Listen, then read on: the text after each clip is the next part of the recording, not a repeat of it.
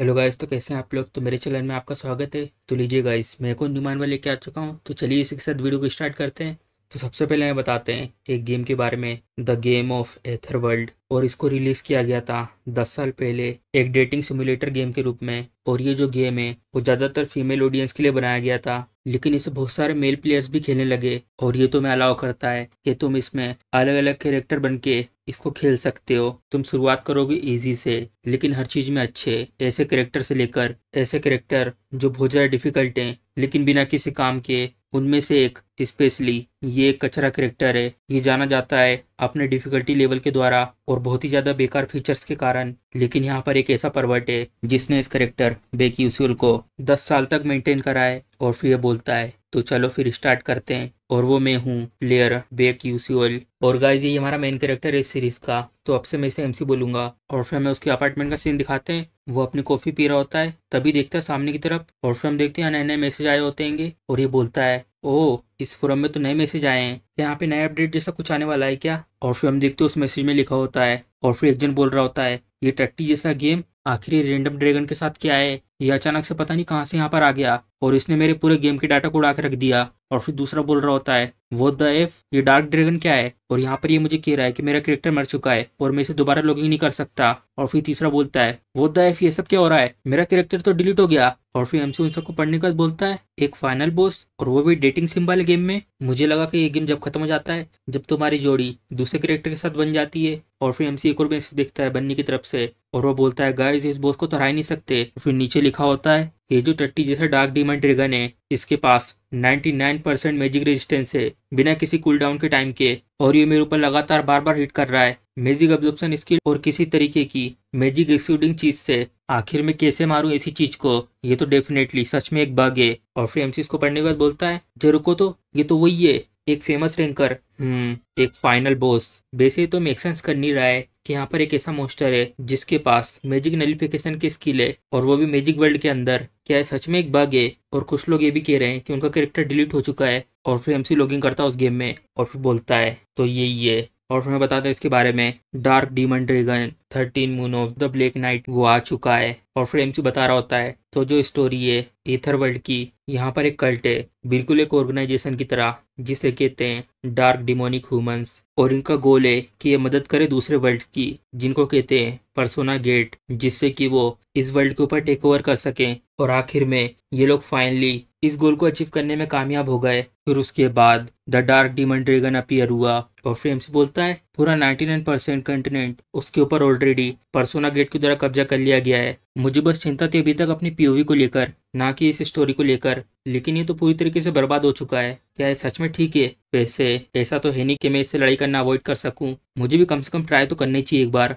और फिर वो अपने माउस को पकड़ता है और उसमें लिखा होता है क्या तुम लड़ोगे डार्क डीमन ड्रैगन से। और एमसी उसमें यस पे दबाता है अब मैं दिखाऊंगा अपनी स्किल जिसको मैंने 10 साल तक तराशा है। और फिर हम देखते हैं एमसी आ चुका होता है उस ड्रैगन के आमने सामने अपने कैरेक्टर को लेकर। और फिर हम बताते हैं अगर मैं बताऊं अपने कैरेक्टर बेक यूजुअल के बारे में, पूरे गेम में ये एक अकेला ऐसा कैरेक्टर है जो मैजिक को यूज नहीं कर सकता। ये जानते हुए भी और इसके बावजूद कि सब लोग इस गेम में मैजिक को यूज कर सकते हैं, और इसी की वजह से ही जो सबसे ज़्यादा एक्सपीरियंस प्लेयर हैं वो लोग भी चूज नहीं करते कि वो लोग इसको लेकर खेलें। और बेसिकली इसका मतलब ये है कि जो इस गेम में इधर उधर घूमने वाले भी लोग हैं ये उनसे भी बदतर है। लेकिन ऑफ कोर्स ये थोड़े से मैजिक को यूज कर सकता है और वो भी सिर्फ एक ही बार। और फिर ड्रैगन उसके ऊपर ब्लास्ट करने वाला होता है अपने मुंह से। और फिर हम देखते हैं वो ड्रैगन हमला कर देता है और उसका अटैक आ रहा होता है एमसी के पास। और ये देखता है उसकी तरफ और तभी मुस्कुराने लगता है। और फिर हम देखते हैं वो ड्रैगन के सामने से बहुत ही स्पीड में से निकलकर उसके गर्दन के पास आकर स्पीड में उसकी गर्दन के पीछे से फिसल के जा रहा होता है। और ये यूज कर सकता है ब्लिंक स्पेल और सीधा उसके पीछे जाकर रुकता है। और फिर ये देखता है उस ड्रैगन की तरफ। और फिर हमें बताते हैं जो है बेक यूजुअल की ब्लिंक स्पेल है, ये उसे अलाउ करता है कि ये इसे यूज करके 3 से 10 मीटर तक रेंडमली बहुत ही स्पीड में ट्रेवल कर सकता है। और जिस डायरेक्शन में ये ब्लिंक करता है वो पूरी तरीके से रेंडम होती है। अगर इसने अपने डिस्टेंस को अच्छे से कंट्रोल नहीं करा तो ये उसी समय मारा जाएगा स्पीड और टकराने से। और इसके ऊपर जो माना को यूज करने के बाद का कूलडाउन है वो तो बहुत ज्यादा बेकार है। और इसके ऊपर एक पेनल्टी है और वो ये है एक बार तुमने इस स्किल को यूज कर लिया तो तुम 2 सेकंड तक बिल्कुल भी नहीं हिल पाओगे। तो इसको बहुत सारे लोग सीख सकते हैं लेकिन ज्यादातर लोग इसे यूज नहीं करते। लेकिन जो बेक यूजुअल है उसने मास्टर्ड कर लिया है ब्लिंक स्किल को, और वो कंट्रोल कर सकता है कि उसे किस डायरेक्शन में जाना है, और इसी के साथ डिस्टेंस को भी। और इसने ये भी मैनेज कर लिया है कि पेनल्टी को कैसे नलीफाई करना है। और ये माना को यूज नहीं करता क्योंकि इसके पास कोई माना स्टेट ही नहीं है। बाकी स्किल से अलग ये ज्यादा कुछ नहीं है, ये सिर्फ इधर से उधर जाने वाली एक मूवमेंट एबिलिटी है।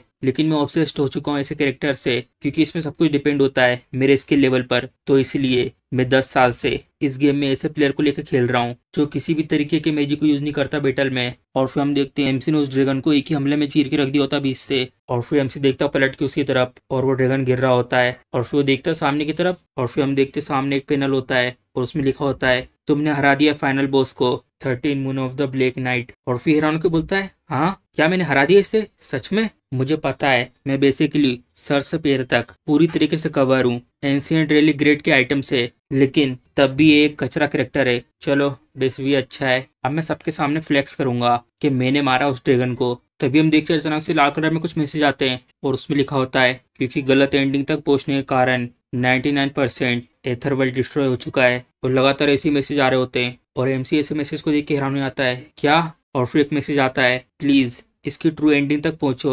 और एमसी को कुछ समझ में नहीं आ रहा होता आखिर ये सब क्या हो रहा है। और फिर एक और मैसेज आता है लेकिन तुम बहुत ज्यादा पास थे ट्रू एंडिंग के। और फिर एमसी उस मैसेज को पढ़ने के बाद बहुत ज्यादा हैरान हो जाता है और अचानक से बहुत तेज रोशनी आती है और एमसी उसको देख के बोलता है आखिर ये सब क्या हो रहा है। और फिर हम देखते हैं एमसी वहां से गायब हो चुका होता है। तभी वो अपनी आंखें यहाँ पे खोलता है हाँ। और फिर हम देखते हैं वो इस जगह पे लेटा होता है और फिर वो अपना सर पकड़ के उठता है आखिर ये सब क्या हो रहा है और मैं कहाँ पर हूँ। फिर वो साइड में देखता है एक कांच और फिर उसके पास जाके अपने आप को देखता है और अपने आप को देखने के बाद हैरान हो जाता है हाँ ये जो चेहरा है वो तो बेकी उसूल का है। तभी अचानक से इसके सामने कुछ आ रहा होता है और ये देखता है उसकी तरफ और फिर बताते हैं एपिसोड 1 तुम्हें बच के निकलना है चेस से। और फिर एमसी उसकी तरफ देख के बोलता है ये तो बेकी उसूल का प्रोलोग क्वेस्ट है, नहीं ऐसा नहीं हो सकता।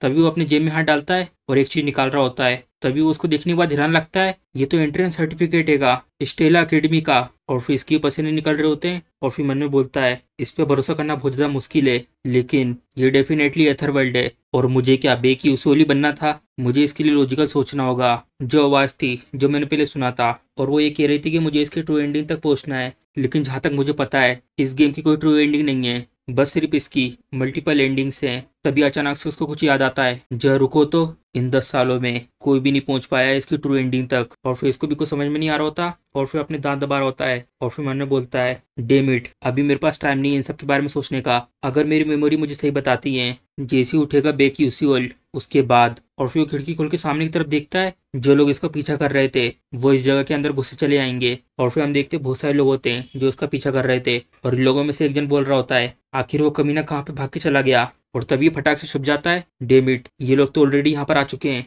और तभी ये देखता है साइड में ऊपर की तरफ कहीं पर और फिर हम देखते हैं उसे वो जगह मिल जाती है जहाँ पे एमसी है। यहाँ पर एक झोपड़ी उस जगह पर, जल्दी जाओ और उस जगह पे जाके सर्च करो। और फिर वो भी बोलते हैं ठीक है सर। और फिर एमसी मन ने बोलता है आखिर अब मैं क्या करूं, यहाँ पर एक लिमिट है कि मैं उन्हें कितनी देर तक अवॉइड कर सकता हूँ। और फिर वो अपनी मुट्ठी टाइट बांधता है लेकिन मैं उनसे फाइट भी नहीं कर सकता, आखिर अब मैं क्या करूं। और तभी अचानक से उसके सामने एक पैनल आ जाता है और उसमें लिखा होता है तुम यूज कर सकते हो ब्लिंक स्किल को। और फिर उसको देख के हैरान हो जाता है क्या मैं यूज कर सकता हूँ ब्लिंक स्किल को। और फिर हम बताते हैं उस स्किल ब्लिंक के बारे में, एक ऐसी बॉडी जो सफर कर रही है मैजिक लीक के सिंड्रोम से। बेकी उसूल वो अपनी बॉडी के अंदर माना को इकट्ठा नहीं कर सकता और यहाँ पे सिर्फ एक ही होप है और वो ये स्पेल है जिसको मैंने पूरी तरीके से प्रैक्टिस करा अपनी पूरी जिंदगी भर। और फिर हम देखते हैं प्रेजेंट में एमसी देख रहा होता है उस पैनल की तरफ और फिर हम ब्लिंक के बारे में बताते हैं क्लास 0 मैक्सिमम डिस्टेंस 9 मीटर तक तुम कवर कर सकते हो, maximum charges 1, cool down 3 second. और फिर एमसी को देख के मैंने बोलता है तो मुझे ये कह रहे हो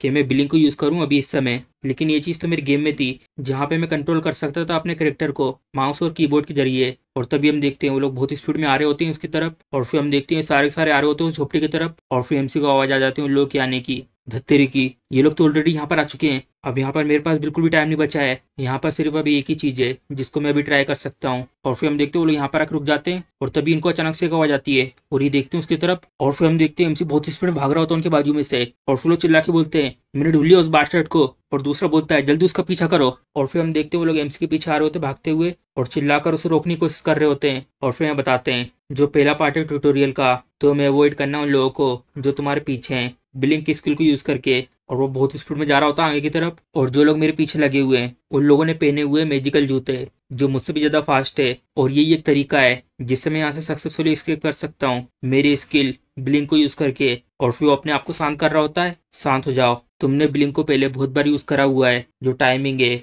वो जलेगी तुम्हारी मसल मेमोरी के रूप में। और फिर इसके पीछे से बोल रहा होता है, तुम कमीने कहीं के, क्या तुम रुकने नहीं वाले? और फिर एमसी देखता है उसकी तरफ, ये लोग ऑलरेडी इतनी पास आ चुके हैं। जो ब्लिंक का मेन नुकसान है वो ये है कि अगर यूजर फेल हो जाता है एक जगह से दूसरी जगह की डिस्टेंस को कंट्रोल करने में, तो वहीं पे किसी भी चीज से टकरा सकता है, तो उसकी वहां पर उसी समय मौत हो जाएगी। लेकिन और फिर हम देखते हैं अपनी तलवार से एमसी के ऊपर हमला करने जा रहा होता है, मैं तुम्हें भेज दूंगा नरक में, मरो। और फिर एमसी भी हैरान हो जाता है उसके पीछे से हमला होता हुआ देखकर। और फिर वो यूज करता है, अगर मैंने ऐसे अलग तरीके से यूज करा। और फिर वो बोलता है ब्लिंक। और फिर हम देखते हैं तलवार घुमाता है और फिर एमसी उस जगह से बहुत ही स्पीड में आगे निकल जाता है। और ये भी हैरान हो जाता है अपनी स्पीड देखकर, मैंने ये कर दिया। और जितने भी लोग एमसी के पीछे थे वो लोग तो देख के हैरान हो जाते हैं, आखिर ये सब क्या था और ये ब्लिंक क्या है? और फिर दूसरा बोलता है, क्या ये एक मेज है? और फिर चिल्लाते हुए बोलता है सब लोगों को, इतना भी ज्यादा हैरान मत हो इसको ये सब करता देखकर। एक बार जब यूजर इसको यूज कर लेता है तो वो 2 सेकंड तक पैरालाइज हो जाता है, तो ये हमारे लिए अच्छा है। और तभी वो सामने की तरफ देखता है और बहुत ज्यादा हैरान हो जाता है।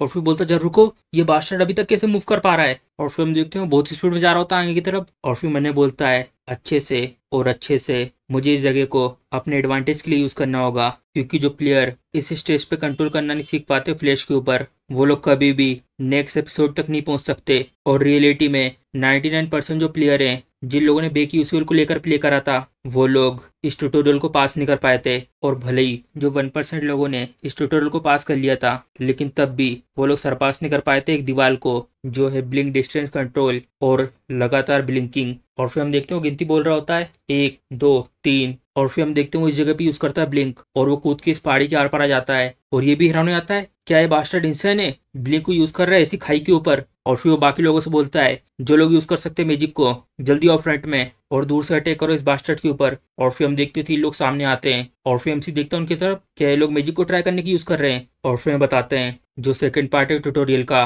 तो मैं ब्लिंक का यूज करके मैजिक हीरो को डोज करना है जो तुम्हारी तरफ उड़ के आ रहे हैं। और फिर हम देखते हैं वो हीरो बहुत पास आ चुके होते हैं। और फिर हमसे मुझे बोलता है, इस गेम के अंदर तुम कुछ भी यूज कर सकते हो, अगर तुम एक मॉनिटर के पीछे हो तो इसका मतलब मैं इसे डोज नहीं कर सकता। और तभी हम देखते हैं एक पैनल आता है उसके सामने और फिर उसमें लिखा होता है, जो स्किल है मैजिक लीकेज सिंड्रोम वो यूज हो रही है। Magic leakage syndrome, derivative skill, six sense और कॉग्निटिव एक्सेलरेशन वो यूज हो रही हैं। तभी अचानक से बहुत सारी रोशनी निकलने लगती है और फिर हम देखते हैं एमसी के पास वो तीर आ रहे होते हैं और एमसी के अंदर से कुछ चीज निकल रही होती है। और फिर हम देखते हैं वो तीर एमसी के पास आके लग रहे होते हैं, लेकिन एमसी उन सबको डोज कर देता है और एक तीर उसके बहुत पास आ चुका होता है और वो भी हैरान हो जाता है, आखिर कैसे? और फिर वो यूज करता है ब्लिंक और फिर वो बहुत ही स्पीड में निकल जाता है उससे बचते हुए। और फिर वो आगे जाके अपने आप को ढक रहा होता है धमाके की वजह से। और फिर हम देखते हैं जहाँ पे धमाका हुआ था वहाँ पे एक बड़ा सा गड्ढा बन जाता है और जितनी बर्फ थी उस एरिया के आसपास सारी की सारी गायब हो जाती है। और अचानक से वहाँ पे बहुत तेज हवा चलने लगती है और एमसी उसकी तरफ देख के बोलता है, ये तो बहुत ज्यादा पास था। और फिर यहाँ से भागता है बहुत स्पीड में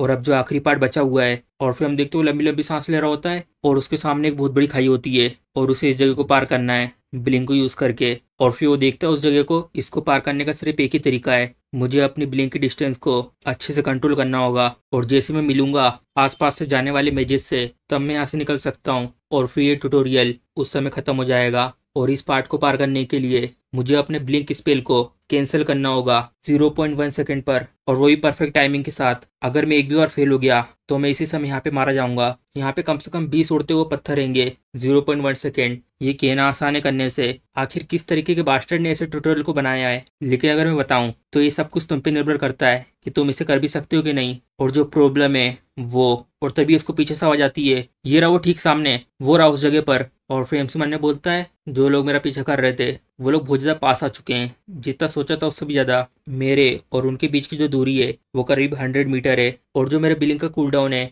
वो 3 सेकेंड है। ये काफी नहीं होगा इस जगह को पार करने के लिए। अगर मैं देखूं सबसे लकी इस तरीके को मेरे सर्वाइवल के लिए, वो ये है कि मुझे इन सबको मार देना चाहिए। तो इसी के साथ हमारा एपिसोड खत्म हो जाता है। अगर आपको वीडियो पसंद आई तो वीडियो को लाइक, चैनल सब्सक्राइब करना मत भूलिएगा। चलिए मिलते हैं अगले एपिसोड में।